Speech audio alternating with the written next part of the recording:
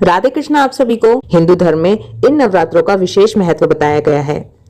हर साल 4 बार माँ दुर्गा के नवरात्रि मनाए जाते हैं।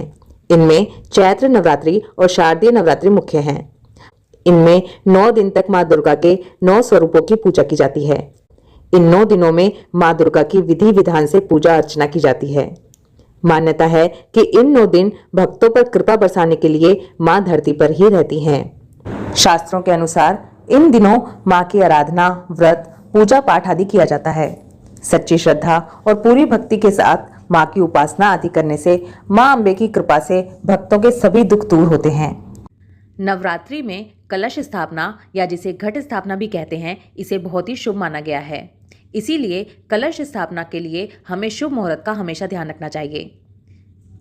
हिंदू धर्म में कलश को बहुत ही शुभ और मंगलकारी माना गया है। कलश के मुख में भगवान विष्णु, गले में रुद्र, मूल में ब्रह्मा और बीच में देवी शक्ति का वास माना जाता है। कलश स्थापना किस जगह करनी चाहिए?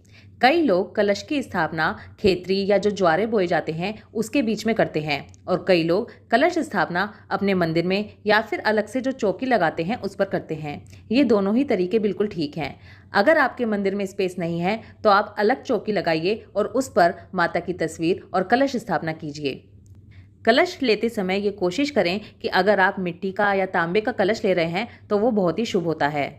अगर आप मिट्टी का कलश ले रहे हैं तो पूजा से पहले उसको पानी में कई घंटों तक डुबाकर ज़रूर रखिए, जिससे कि जो एक्स्ट्रा पानी वो सोख सकता है वो सोख ले, नहीं तो जो पानी हम पूजा के लिए भरेंगे वो उसमें ख़त्म होता जाएगा। इसके बाद सबसे पहले कलश पर कलावा बांधिए। इसके बाद रोली से कलश के ऊपर एक सुंदर सा सतिया बनाएंगे। सतिया बनाते वक्त ध्यान रखें कि चारों तरफ बिंदी ज़रूर लगाएं। सतिये के दोनों तरफ 2-2 लाइनें ज़रूर बनाएं। ये बहुत ही शुभ माना जाता है। अगर आप सतिये में 4 बिंदी और 2 लाइनें इधर और 2 लाइनें इस तरफ नहीं बनाते हैं तो ये अधूरा सतिया माना जाता है। अब इस कलश के अंदर हम जल भरेंगे। अगर आपके पास अलग अलग नदियों का जल हो तो उसे इस्तेमाल कीजिए, नहीं तो आप सिंपल पानी लीजिए और उसमें गंगा जल मिलाकर इसमें भर दीजिए। कलश को ऊपर तक भरिए। अब कलश के अंदर 1 सुपारी, 1 हरी इलायची, 1 लौंग का जोड़ा यानी कि 2 लौंग, 1 बताशा और 1 चांदी का सिक्का डालिए। अब आप इस कलश के अंदर अशोक या आम के पत्ते सजाइए। बहुत सुंदर तरीके से अपने कलश को सजाइए। इसके लिए आप 5 या 7 पत्ते लीजिए। जो पत्ते आप ले रहे हैं वो धोकर बिल्कुल साफ़ कर लीजिए। वो कटे हुए नहीं होने चाहिए और कीड़े के खाए हुए नहीं होने चाहिए। बिल्कुल साफ़ पत्ते लीजिए और अपने कलश पर सजाइए। अब इसके बाद कलश के ऊपर नारियल की स्थापना करेंगे। नारियल छिला हुआ नहीं होना चाहिए। नारियल के ऊपर लाल रंग का कपड़ा या फिर लाल चुनरी लपेटेंगे। अगर आपके पास ये दोनों चीज़ें ही नहीं हो तो आप केवल कलावा भी लपेट सकते हैं। लाल चुन्नी या लाल कपड़ा नारियल पर लपेटने के बाद इसके ऊपर कलावा लपेटेंगे और कलावे के 4 घेरे लगा देने के बाद कलावा तोड़ देंगे। कलावे में गांठ नहीं लगानी चाहिए। अब इस नारियल को हम कलश के ऊपर स्थापित करेंगे। नारियल को कभी भी खड़ा करके नहीं रखना है, हमें लिटा हुआ नारियल कलश के ऊपर स्थापित करना होता है।